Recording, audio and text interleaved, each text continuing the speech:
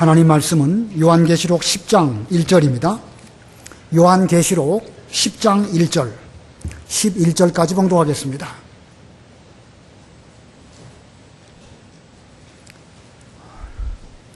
요한계시록 10장 1절. 또 내가 보니 힘센 다른 천사가 구름을 입고 하늘에서 내려오는데 그의 머리 위에는 무지개가 있었고 그의 얼굴은 해 같았으며 그의 발들은 불기둥 같았고 그의 손에는 펴놓은 작은 책 하나가 있었다. 그는 오른발로는 바다를 밟고 왼발로는 땅을 밟고 있었다.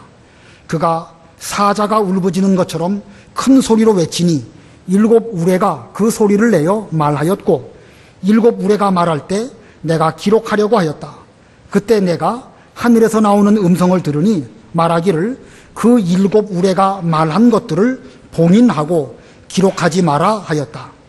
내가 보았던 그 천사가 바다와 땅을 밟고 서서 하늘을 향해 오른손을 들고 하늘과 그 안에 있는 것들과 땅과 그 안에 있는 것들과 바다와 그 안에 있는 것들을 창조하시고 영원 무궁토록 살아계신 분을 두고 맹세하기를 더 이상 지체하지 않을 것이다. 7째 천사가 나팔을 불어 소리내는 날에 하나님께서 자신의 종들 곧 선지자들에게 전하신 것처럼 그분의 비밀이 성취될 것이다 라고 하였다. 하늘로부터 내가 들었던 음성이 다시 내게 말하기를 너는 가서 땅과 바다를 밟고 서 있는 천사의 손에 펼쳐져 있는 책을 취하여라 하므로 내가 그 천사에게 가서 그 작은 책을 달라고 하니 그가 내게 말하기를 이것을 가져다 먹어라. 내 배는 쓰겠으나 내 입에는 꿀같이 달 것이다 라고 하였다. 내가 천사의 손에서 그 작은 책을 가져다 먹으니 내 입에는 꿀같이 달았으나 먹은 후에 내 배에서는 쓰게 되었다. 그때 그들이 내게 말하기를 내가 많은 백성과 나라와 언어와 왕들에게 다시 예언해야 할 것이다 라고 하였다. 오늘 2절 보면 그의 손에는 펴놓은 작은 책이 하나가 있었다 이렇게 말하고 있고 8절에도 끝에 보면 천사의 손에 펼쳐져 있는 책을 취하여라 이런 말씀이 있습니다. 이 말씀에 근거해서 오늘 제목은 펴놓은 작은 책, 펴놓은 작은 책이라는 제목으로 말씀을 전하겠습니다. 지난 금요일부터 오늘 오후 예배까지 우리 어린이 여름 성경학교가 지금 진행되어지고 있고 이번 어린이 여름 성경학교의 주제는 나의 사랑하는 책입니다. 우리가 이 자녀들에게 나의 사랑하는 책, 곧 성경을 잘 가르쳐 줘야 되겠는데 그렇게 되기 위해서는 부모된 우리들이 먼저 하나님의 말씀을 사랑하고 나의 사랑하는 책으로 여기고 이 말씀을 생명으로 삼고 나아가면서 우리 자녀들에게 가르쳐 주어야 자녀들이 이것을 보고 저들도 이 하나님 말씀을 진심으로 사랑할 수 있는 이런 자녀들이 될 수가 있을 것입니다. 아무쪼록 믿음의 유산을 물려주는 이 방법은 성경 말씀을 사랑하도록 하는 것, 이게 가장 중요한데 그렇게 되기 위해서는 가정에서부터 또는 교회에서부터 이 나의 사랑하는 책, 성경책이 되도록 우리가 먼저 신앙생활을 해야 될 것이고 우리 학생들에게도 그렇게 가르치도록 해야 할 것입니다. 오늘 본문이 제법 긴데 1절부터 7절까지는 서론적으로 말씀을 드리고 8절로 12절까지는 이 시간에 본론으로 말씀을 드리려고 합니다. 성경에 무슨 서론이 있고 본론이 있는 건 아니에요. 이 시간 제가 여러분에게 강조 드리는 내용은 8절부터 11절까지 있는데 그 말씀을 먼저 이해하기 위해서는 서론적으로 1절로 또 7절까지가 필요하다 그런 말씀입니다. 자, 오늘 제목 펴놓은 작은 책, 여기 펴놓았다 이게 무슨 뜻일까? 먼저 1절 2절 읽으시기 바랍니다. 1절 또 내가 보니 힘센 다른 천사가 구름을 입고 하늘에서 내려오는데 그의 머리 위에는 무지개가 있었고 그의 얼굴은 해 같았으며 그의 발들은 불기둥 같았고 그의 손에는 펴놓은 작은 책 하나가 있었다. 그는 오른발로는 바다를 밟고 왼발로는 땅을 밟고 있었다. 여기 힘센 다른 천사가 등장합니다. 힘센 다른 천사, 이분이 누구일까? 결론적으로 말하면 예수님이십니다. 요한계시록 1장에 보면 예수님의 여러 가지 외형을 자세하게 묘사하고 있는데 무지개를 입고 해를 입고 계시고 여러 가지 표현들이 있습니다. 여기 나온 이 힘센 다른 천사, 바로 예수님을 묘사하는 표현입니다. 자, 그런데 그분의 손에는 펴놓은 작은 책이 있었다. 펴놓은 작은 책. 이 펴놓은 작은 책이 무엇일까? 요한계시록 5장에 보면 인봉한 책이 나옵니다. 하나님의 보좌 앞에 하나님이 앉아 계시고 하나님께는 책이 하나 있었는데 그 책은 7인으로 인봉을 했습니다. 책이 하나 있는데 거기에 봉인을 7번을 한 그런 책이 있었는데 아무도 그 책을 펼 자가 없었습니다. 요한계시록 5장 1절로 5절 한번 읽어보세요. 요한계시록 5장 1절. 또 내가 보좌에 앉아 계신 분의 오른손에 있는 책을 보았는데 그것은 안팎으로 기록되어 있었으며 7인으로 봉해진 것이었다. 또 내가 보니 힘센 천사가 큰 소리로 외치기를 누가 이 책을 펴며 그 봉인을 떼기에 합당한가 하였으나 하늘에나 땅 위에나 땅 아래에서 그 책을 펴거나 보거나 할 수 있는 자가 아무도 없었다. 그 책을 펴서 보기에 합당한 자가 보이지 않아서 내가 크게 울었더니 장로들 가운데 하나가 내게 말하기를 울지 마라. 보아라. 유다 지파의 사자 곧 다윗의 뿌리가 이겼으니 그 책과 그것의 7 봉인을 뗄 것이다 라고 하였다. 예, 고대의 황제의 어떤 칙령 같은 것들을 아무나 펴보지 못하도록 봉인을 하였는데 심지어 하나님의 손 안에 있는 책은 그 어느 누구도 그 인봉된 것을 펼 사람이 없었습니다. 하늘에나 땅 위에나 땅 아래에 아무도 그 책을 펼 사람이 없었습니다. 그래서 이 하나님의 계시를 받고 있는 사도 요한이 그 책의 내용이 궁금한데 누가 말해줄 사람이 없어가지고 그가 크게 울었다고 그랬습니다. 그가 크게 울 때에 장로 가운데 한 장로가 요한에게 말하기를 울지 마시오. 유다 지파의 사자 곧 다윗의 뿌리이신 예수님께서 그 인봉을 떼실 것입니다 라고 말해 주었습니다. 그래서 요한계시록 6장에 가면 이제 그 인봉된 그 봉인을 예수님께서 하나하나 떼십니다. 첫째 인을 떼시니까 흰 말이 나오고 둘째 인을 떼시니까 붉은 말이 나오고 셋째 인을 떼니까 검은 말이 나오고 넷째 인을 떼니까 무슨 말이 나왔죠? 청황색 말이 나오고 다섯째, 여섯째, 7째 인을 떼게 될 때에 또 7 천사가 등장하는데 7 천사마다 나팔을 하나씩 가지고 있었습니다. 그래서 또 7 나팔로 하나님의 이 말씀이 전개되어져 나갑니다. 자, 그러고 보면 7째 인을 뗄 때에 또 다른 하나님의 뜻이 이루어지기 위해서 7 천사가 또 7 나팔을 준비되어졌다. 자, 그래서 이제 또 7 나팔 가운데서 첫 번째 나팔, 두 번째 나팔 하나씩 그 나팔이 불어질 때마다 말세되어질 일들이 하나씩 성취되어지는 것을 요한은 계시를 통하여 보게 되었습니다. 그리고 이제 7번째 나팔이 불 그런 차례가 되었던 것입니다. 자, 여기서 볼 때 지금까지 7인을 하나하나 떼고 7 나팔이 하나하나 울릴 때마다 이 인봉된 하나님 손에 있던 그 책이 다 펼쳐지게 되어진 것입니다. 처음에는 아무도 그 책을 펼칠 수 없었던 그 책이었지만 유다 지파의 사자 예수 그리스도로 말미암아 그 책이 펼쳐지게 되었다.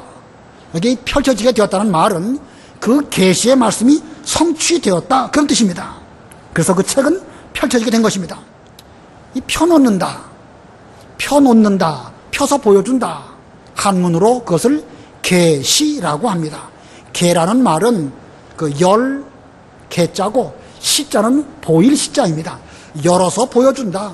펼쳐서 우리에게 보여주시면서 이거 보아라 라고 하신다는 것입니다. 죄송하지만 영어로 말하면 그것을 펼쳐서 보여준다. 리빌이라고 하고 그 계시록을 리빌레이션이라고 말합니다. 자, 우리 사람에게는 비밀로 감춰져 있었고 하늘에나 땅 위에나 땅 아래에 그 누구도 그 계시의 말씀을 알 수도 없고 성취할 수도 없는 그 일을 다윗 지파의 유다 지파의 사자이신 예수님께서 그것을 다 펼쳐 놓으셨다. 성취했다는 말씀입니다. 그래서 여기 펴놓은 작은 책 하나님의 계시를 예수님께서 성취하셨다 그런 뜻입니다. 근데 왜 이 책을 작은 책이라고 했을까 하는 그 면에도 작은 책 여러 가지 학설들이 있는데 뭐 길게 설명할 시간이 부족합니다. 그냥 넘어가도록 하겠습니다. 자, 그래서 이 작은 책, 하나님의 계시를 가리키는 것이고 기록된 신구약 66권을 가리키는 것이고 특별히 그 가운데 작은 책이라고 말한 것을 보면 요한계시록을 가리키는 것이라고 볼 수 있다. 이렇게 해석하면 되겠고, 펴놓았다는 말씀은 아무도 그것을 우리들에게 보여줄 수 없을 때에 예수님께서 그 계시를 성취하시고 그 뜻이 무엇인지 우리에게 알게 해주신다, 그런 뜻입니다. 자, 그래서 서론적으로 알아야 할 첫 번째는 예수님께서 인봉한 책을 펼쳐주셨다. 아무도 그것을 보여줄 수 없는 그 인봉한 책을 예수님께서 우리에게 펼쳐서 보여주셨다. 이게 첫 번째 서론이고, 자, 그런데 그 작은 책에는 말세에 되어질 일들이 다 기록된 것은 아닙니다. 본문 3절 4절 읽어보세요. 3절. 그가 사자가 울부짖는 것처럼 큰 소리로 외치니 일곱 우레가 그 소리를 내어 말하였고 일곱 우레가 말할 때 내가 기록하려고 하였다. 그때 내가 하늘에서 나오는 음성을 들으니 말하기를 그 일곱 우레가 말한 것들을 봉인하고 기록하지 마라 하였다. 일곱 나팔이 불어야 할 그 즈음에, 이제 일곱 번째 나팔이 딱 불려고 하는 그 즈음에 일곱 우레가 울렸습니다. 이 참고사항으로 우리 요한계시록의 진행 그 순서를 좀 아실 필요가 있는데, 요한계시록의 진행 순서가 첫 번째는 일곱인, 두 번째는 일곱 나팔, 세 번째는 여기 나와 있는 일곱 우레, 네 번째는 일곱 뭐죠? 요한계시록 안 읽어보셨나 봐요. 일곱 대접입니다. 화면에 띄워보세요. 자, 너무 그게 작다. 첫 번째가 뭐예요? 일곱 인, 두 번째는요? 일곱 나팔, 세 번째는 일곱 우레, 네 번째는 일곱 대접입니다. 요한계시록을 쭉 읽어가다 보면 일곱 인이 하나하나 진행되어지면서 어떻게 그 뜻이 이루어지는가라는 걸 보여주고 있고, 그러다가 이제 일곱 나팔이 나오고 여기 나와 있는 일곱 우레가 있고 요 뒤에는 일곱 대접으로 또 진행이 되어집니다. 요걸 잘 기억하시고 요한계시록을 읽어보신다고 하면 이렇게 진행되어지는 것이구나 알 수 있습니다. 일곱 번째 인을 뗄 그 즈음에 일곱 가지의 나팔이 등장하게 되고 일곱 나팔이 하나씩 진행되다가 마지막 일곱 번째 나팔이 불려고 할 때에 일곱 우레가 등장하게 되고 그리고 또 일곱 대접이 등장하게 되어집니다. 자, 그런데 이 본문에 이 일곱 우레에 대해서는 봉인하고 기록하지 말라, 하나님께서 그렇게 말씀하셨습니다.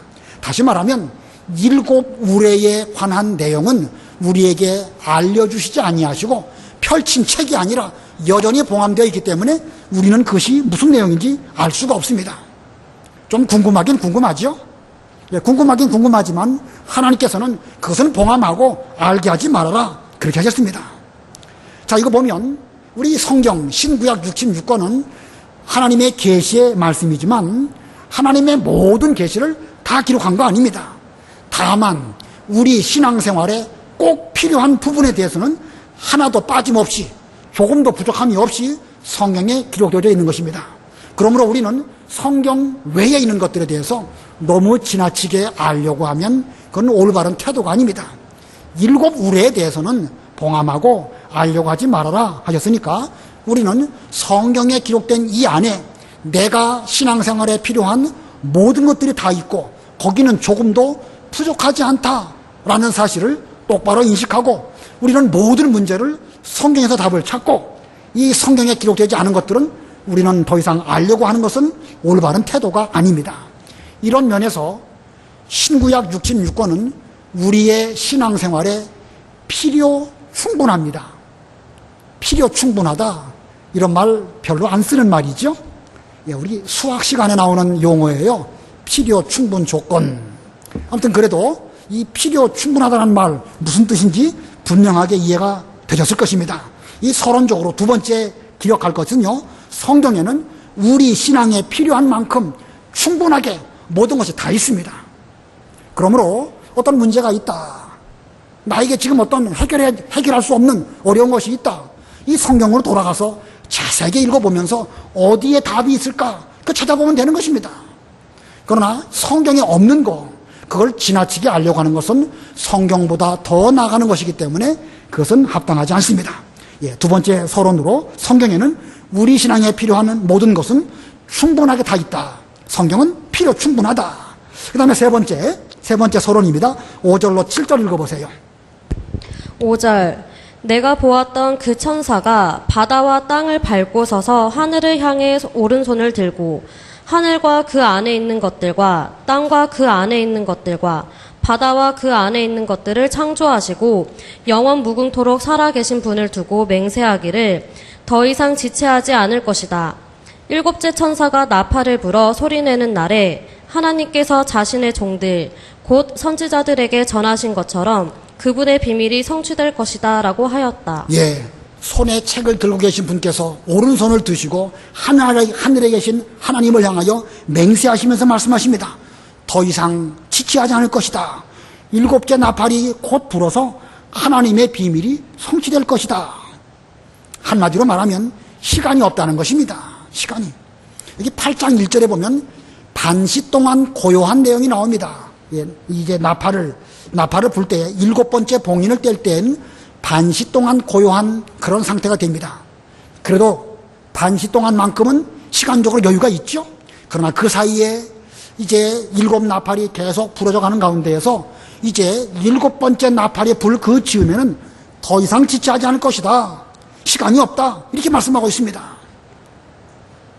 예, 우리에게도 시간이 많이 있는 것처럼 보여도요, 시간이 없습니다. 하나님의 일이 이만큼 진행되어졌고 우리에게 주어진 시간이 지금 더 이상 없습니다. 곧 나머지 모든 일들이 선지자들이 예언한 것대로 그대로 이루어질 것이라고 말씀하고 있습니다.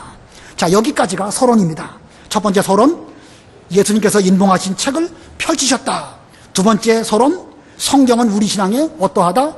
필요 충분하다. 세 번째는 더 이상 지체할 시간이 없다는 것입니다. 자, 이러한 때에 우리는 펴놓은 책에 대해서 우리는 무엇을 해야 될 것인가? 그것이 오늘 본론입니다. 자, 이 펴놓은 작은 책에 대해서 성도로서 해야 할 일이 무엇일까? 세 가지가 먼저 첫 번째, 책을 취하라입니다. 책을 어떻게 하라? 책을 취하라. 8절 다 같이 합독하겠습니다. 8절 시작. 하늘로부터 내게 들었던 음성이 다시 내게 말하기를 너는 가서 땅과 바다를 밟고 서 있는 천사의 손에 펼쳐져 있는 책을 취하여라 하므로. 자, 책을 취하여라. 하늘로부터 나는 음성입니다. 하나님의 명령이에요. 지금 이 명령은 사도 요한에게 주신 명령이고 오늘날 우리들에게 주신 하나님의 명령입니다.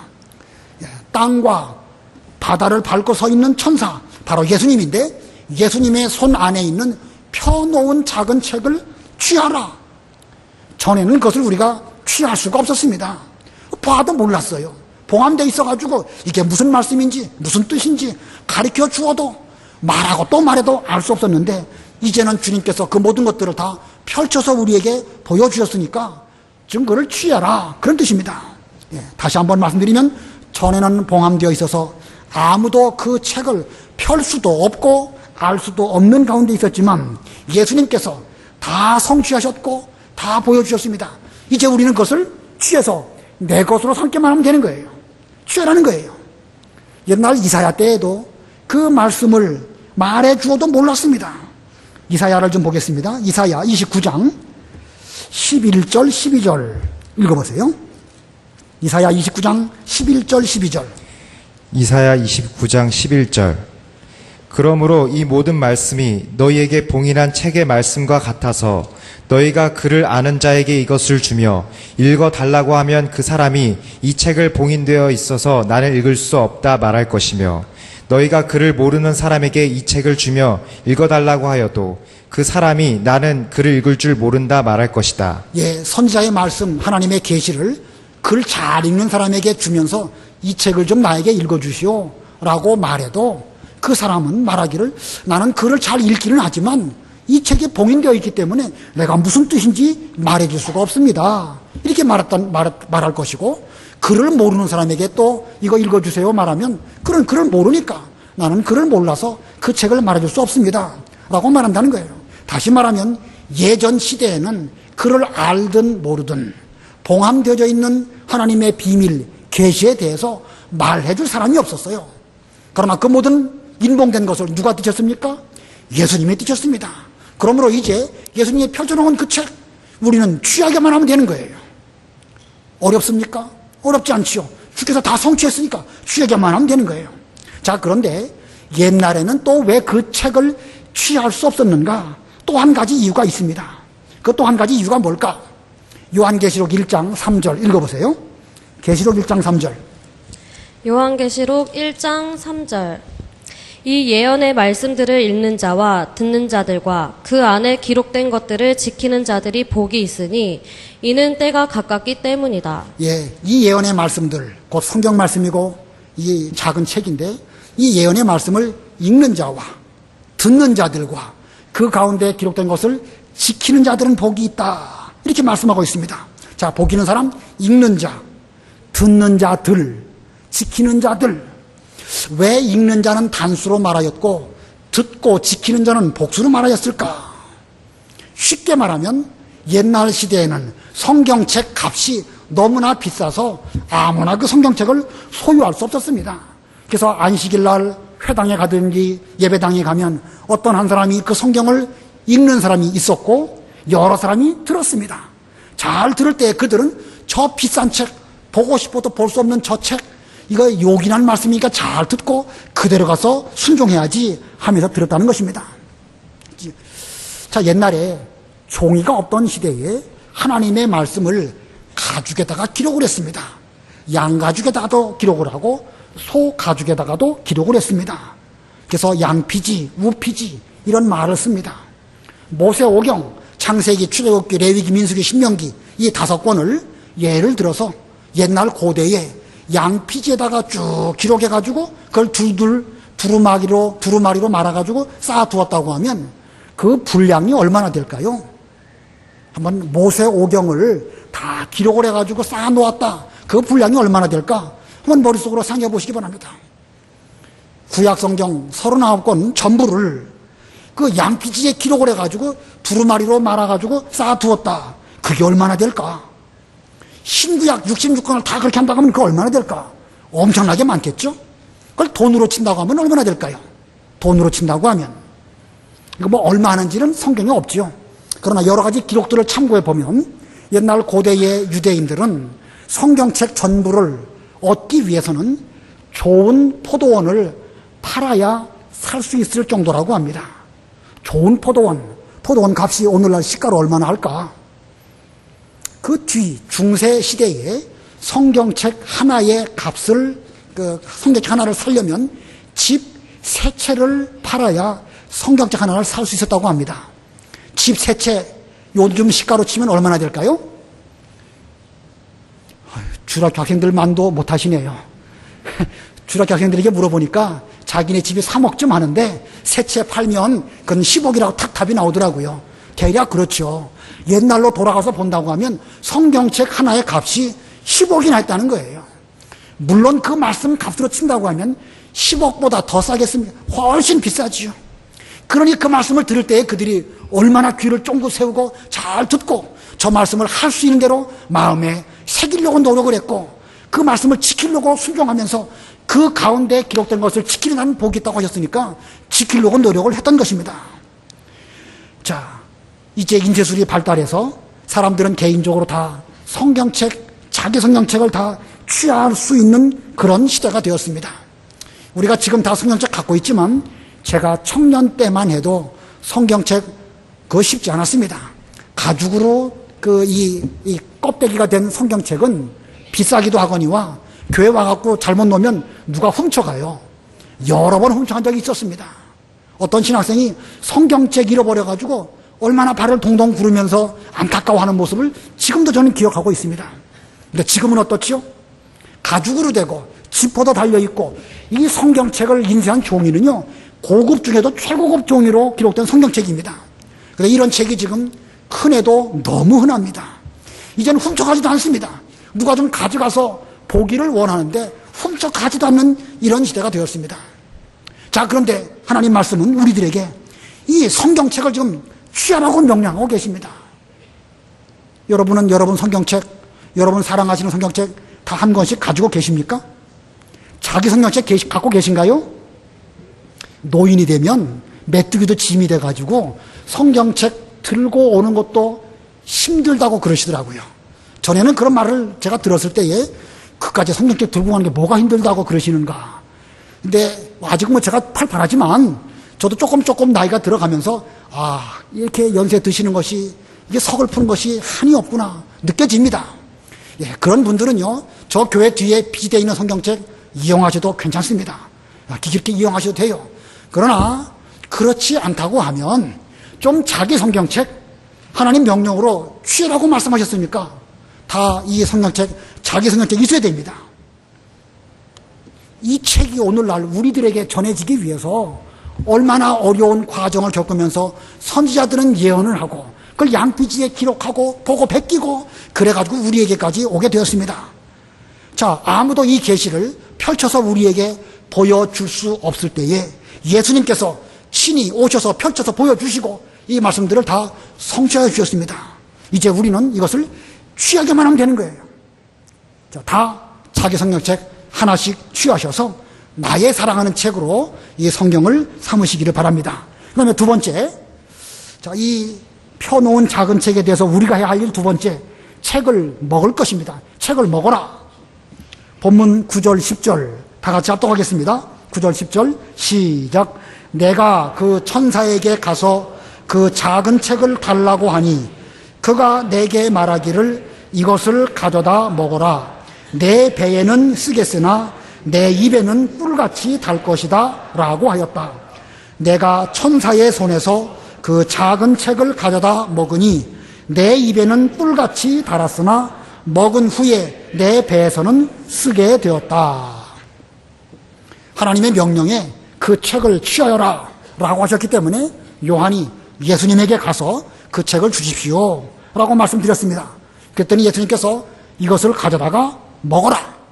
배에서는 쓰겠으나 입에서는 꿀같이 달 것이다. 이렇게 말씀하셨습니다. 그래서 요한이 이제 그것을 가져다가 먹으니까 입에서는 얼마나 맛있는지 꿀같이 달았지만 그 배에서는 그 맛이 쓰게 되었다라고 여기 10절에 기록하고 있습니다. 입에서는 달지만 배에서는 쓰다. 이게 무슨 의미일까요? 입에서는 달지만 배에서는 쓰다. 뭐 여러 가지로 해석할 수 있습니다. 인봉된 상태의 말씀을 비로소 알게 되니까 깨달은 진리로 말미암아 큰 기쁨이 있었는데 그 내용은 하나님의 진노와 심판이었기 때문에 무서웠다, 괴로웠다 그런 뜻이 되기도 하고 또 말씀을 들음으로 먹을 때에는 은혜가 되어서 기뻤지만 그 깊은 뜻을 깨달으면 깨달을수록 내 죄가 발견되어지고 내가 얼마나 무서운 죄인인지를 생각하게 되니까 괴로웠다 이런 뜻도 되기도 하고 또 말씀을 들을 때에 꿀맛같이 맛있었는데 그 말씀을 삶 가운데 실천하고 순종하려고 하니까 힘들고 어려웠다. 그래서 썼다. 뭐 다 이 말씀에 대한 해석입니다. 자, 중요한 것은 이 책을 취한 다음에는 먹어야 된다는 것입니다. 취해서 한 권씩 다 나의 사랑하는 책으로 성경을 준비해 놓긴 놓았는데 이걸 먹지 않는다고 하면 이게 무슨 상관이 있겠습니까? 이 말씀이 나에게 대해서 영의 양식이 되어야 되겠고 영의 양식을 잘 먹은 다음에는 이것이 예수님을 닮아가는 신앙 인격의 그런 요소로 나에게 작용하여야 이게 올바른 성도의 생활이라고 할 수가 있습니다. 취하기만 하고 입에서 달기는 단데 먹은 다음에 배에서 쓴 과정을 겪지 않는다. 그러면 말씀이 나에게 인격이 되지 못하는 것입니다. 이 말씀을 잘 먹고 소화를 시켜야 거기서 내 몸이 건강해지기도 하고 어떤 일을 할 때에 힘을 얻어서 여러 가지 일을 잘할 수 있는 것이지요. 취하기만 하고 먹기만 했다. 그건 귀만 높아지는 것이고 또 입만 즐거울 뿐입니다. 뭐만 높아지고 뭐만 좋아요? 귀만 높아지고 입만 좋을 뿐이에요. 순종하지 않는다고 하면 아무 의미가 없습니다. 이 시간 여러분들이 이 시간에 이 말씀을 듣고 있는데 계시록의 말씀이 그런 뜻이구나. 자, 들을 때 이해가 됩니다. 좋은데 그 다음은 실제로 성경 말씀을 먹으셔야 됩니다. 좀 읽고 순종하는 이런 면이 있어야 되는데 그냥 그것이 없다고 하면 성경은 성경이고 나는 나. 아무 관계가 없는 것입니다. 자, 이 말씀을 깊이 깨달아서 자기 죄를 발견하게 되어지고 그래서 회개하고 쓰디쓴 과정을 잘 거쳐서 말씀이 우리의 인격이 되도록 그렇게 해야 됩니다. 그래서 아까 계시록 1장 3절에 이 예언의 말씀을 어떻게 하는 자? 읽는 자. 두 번째는 듣는 자들. 세 번째는 그 가운데 기록된 것을 지키는 자입니다. 이것이 취한 다음에 먹는 거예요. 잘 읽고 성령의 감동으로 또 잘 들을 때는 깨닫게 되고 그리고 그 가운데 기록된 것을 삶 가운데 지키려고 할 때에 그것이 바로 제대로 먹는 것입니다. 아무쪼록 여러분들은 읽고 듣고 지키심으로 펴놓은 책을 먹고 소화시켜서 여러분들의 신앙생활에 힘을 삼으시는 그런 여러분 되시기 바랍니다. 그 다음에 세 번째, 이 펴놓은 작은 책에 대해서 우리가 해야 할 일 세 번째는 다시 예언하라. 다시 예언하라. 본문 11절 다 같이 합독하겠습니다. 11절 시작. 그때 그들이 내게 말하기를 내가 많은 백성과 나라와 언어와 왕들에게 다시 예언해야 할 것이다 라고 하였다. 여기 많은 백성, 나라, 언어, 왕 그들에게 다시 예언하라는 것입니다. 다시 예언한다. 전파라는 말씀이죠. 퍼뜨리라는 말씀이고 가르치라는 말씀입니다. 많은 나라, 백성, 왕 천지에 있는 많은 그 이방 사람들에게 이 말씀을 가서 잘 가르쳐 주라는 것입니다. 우리가 먼저 펴놓은 작은 책에서 힘을 얻고 나서는 나아가서 많은 나라와 많은 백성과 많은 언어들에게 이 일을 다시 예언한다고 하면 그로 말미암아 하나님의 큰 일이 이루어지게 됩니다. 비록 여기 이런 정도의 분량의 책이지만 이 책을 이것이 작은 책이라고 볼 수도 있겠죠. 이걸 가지고 우리가 힘을 다해서 증거하면 하나님의 큰 일들이 이루어질 수 있는 것입니다. 다시 예언하는 것 오늘날 우리들의 사명입니다. 펴놓은 작은 책을 취하고 먹은 다음에는 이것을 다시 예언하는 것이 오늘날 우리의 사명입니다. 이 사명을 감당하기 위해서는 우리는 많이 수고하고 많이 희생해야 됩니다. 많은 노력에 들어가야 됩니다.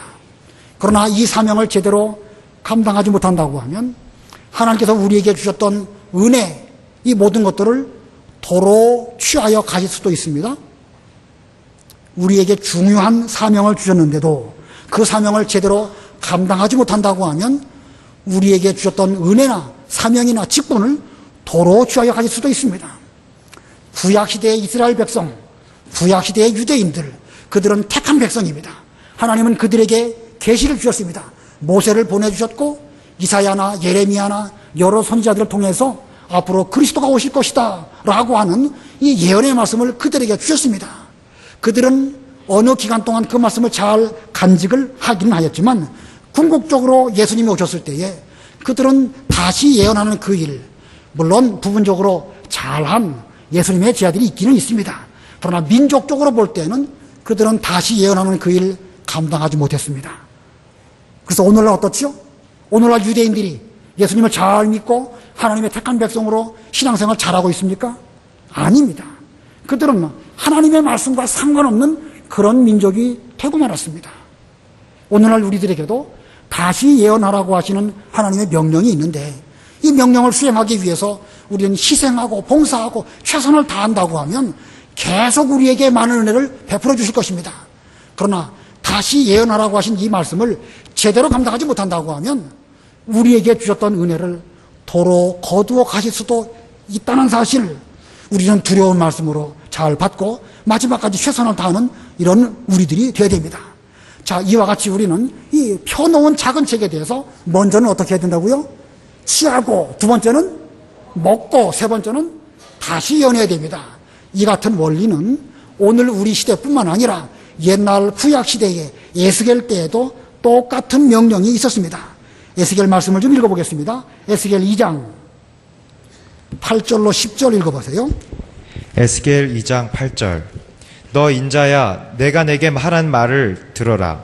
너는 그 반역의 족속같이 반역하지 말고 내 입을 벌려 내가 내게 주는 것을 먹어라.